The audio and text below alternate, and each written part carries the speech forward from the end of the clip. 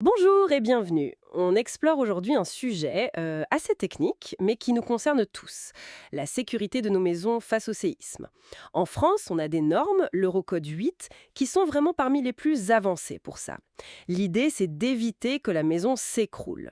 Pourtant, sur le terrain, on entend souvent dire que l'application laisse à désirer.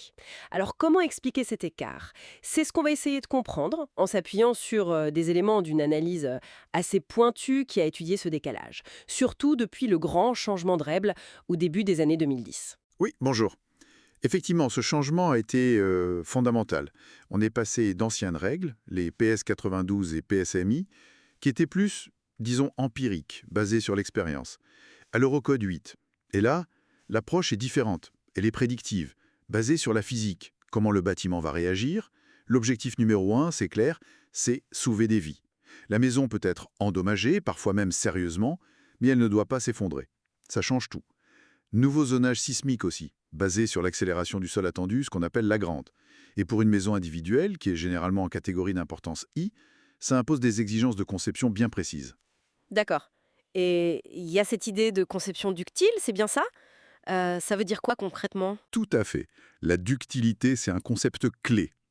L'idée, c'est d'accepter et même de prévoir que certaines parties de la structure vont se déformer de manière importante pour absorber l'énergie du séisme. Un peu comme un fusible dans une installation électrique. On parle souvent du principe poteau fort, poutre faible. En gros, on veut que ce soit les poutres, par exemple, qui plastifient, qui se déforment de façon permanente, plutôt que les poteaux qui tiennent tout. Ça peut sembler bizarre de vouloir qu'une partie casse, enfin se déforme beaucoup, mais c'est pour éviter un effondrement brutal et généralisé. C'est plus clair, oui. Mais alors, si ces règles existent, même si elles sont complexes, comment on peut savoir qu'elles sont mal appliquées s'il n'y a pas de gros séisme pour tester tout ça? Ben, c'est là que l'expertise des bâtiments entre en jeu, et notamment l'analyse des fissures. Pour des experts indépendants, comme ceux qui font ce type d'analyse, une fissure, c'est rarement juste esthétique. C'est très souvent le symptôme visible d'un défaut caché, un défaut de conception ou de construction, et souvent lié au non-respect des règles parasismiques. L'analyse est assez méthodique, on regarde sur place, on étudie les documents techniques quand ils existent et qui sont fiables, ce qui n'est pas toujours le cas, hélas. Parfois on suit l'évolution, on essaie vraiment de remonter de l'effet, la fissure, à la cause profonde. Ah oui, c'est un peu comme un médecin qui diagnostique à partir des symptômes. Et ces fissures, elles parlent comment?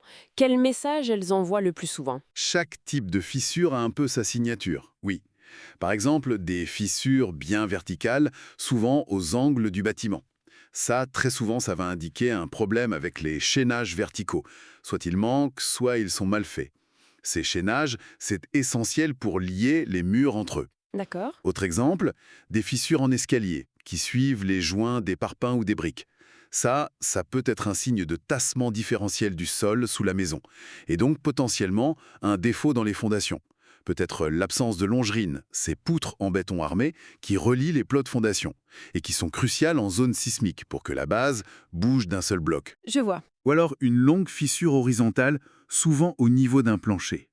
Ça peut vouloir dire que le plancher ne joue pas son rôle de diaphragme rigide, c'est-à-dire qu'il n'arrive pas à répartir correctement les efforts horizontaux du séisme entre les murs porteurs. C'est très parlant comme exemple. Mais pourquoi ces défauts sont-ils si fréquents? Juste la complexité des règles? La complexité de l'Eurocode 8, oui, ça joue, c'est sûr. C'est technique.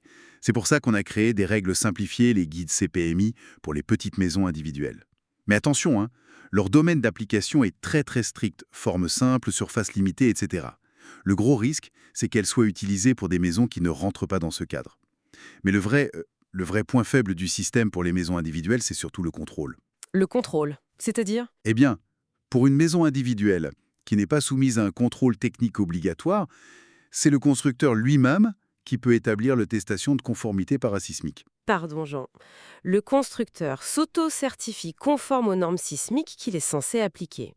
Mais ça pose un énorme problème de conflit d'intérêts, non? Mais clairement, c'est une faille majeure. La vérification réelle indépendante, elle est souvent repoussée jusqu'à ce qu'il y ait des problèmes, comme des fissures justement. Et puis, il y a d'autres facteurs qui peuvent, disons, aggraver les choses. Le phénomène de retrait-gonflement des argiles, le RGA par exemple, c'est très courant en France. Ça fait bouger les sols, ça crée des tensions dans les maisons. Si les fondations n'ont pas été bien conçues dès le départ, en intégrant les règles sismiques qui prévoient souvent un bon ancrage, eh bien le RGA va pré-fragiliser la structure. Et il ne faut pas oublier les éléments non structureux, les cloisons, les cheminées. Souvent négligés dans la conception parasismique, ils peuvent pourtant devenir très dangereux en cas de secousse. Face à tout ça, heureusement, il y a quand même des recours si on découvre un problème. Oui, et c'est un recours puissant, la garantie décennale. Ce qui est très important, c'est que la jurisprudence, les décisions de justice, considèrent de façon constante que le simple fait de ne pas respecter les normes parasismiques obligatoires, eh bien, ça rend la maison impropre à sa destination, Ah oui, même sans séisme. même si les fissures sont petites. Exactement, même sans séisme et même si les dommages ne sont pas encore énormes. Une expertise qui prouve la non-conformité aux règles suffit. Et ça peut obliger le constructeur et surtout son assurance décennale à financer des travaux très lourds. Parfois, ça va même jusqu'à la démolition et la reconstruction complète. Donc, l'expertise post-construction devient vraiment l'outil juridique clé pour l'acheteur. Bon, pour résumer, si je comprends bien, on a en France des règles parasismiques l'Eurocode 8 qui sont au top niveau mondial pour sauver des vies, mais pour les maisons individuelles, leur application sur le terrain est souvent défaillante. Les raisons, la complexité technique, c'est sûr, peut-être aussi des économies mal placées pendant la construction, et surtout ce système de contrôle par auto-attestation qui est assez problématique, et sans doute aussi un manque général de culture du risque sismique. Du coup, l'analyse des fissures après coup devient super importante, pas juste pour voir s'il y a un problème, mais aussi pour pouvoir agir légalement grâce à la garantie décennale. C'est tout à fait ça. Et ça nous amène à une dernière question, un peu provocatrice peut-être, pour conclure. Si le simple fait de ne pas être conforme aux règles parasismiques, même prouvé par une expertise avant le moindre séisme, suffit à rendre une maison juridiquement impropre à sa destination, quelle est la sécurité réelle et surtout quelle est la valeur réelle d'une partie non négligeable des maisons récentes construites en zone sismique en France aujourd'hui, avant même que la terre ne tremble?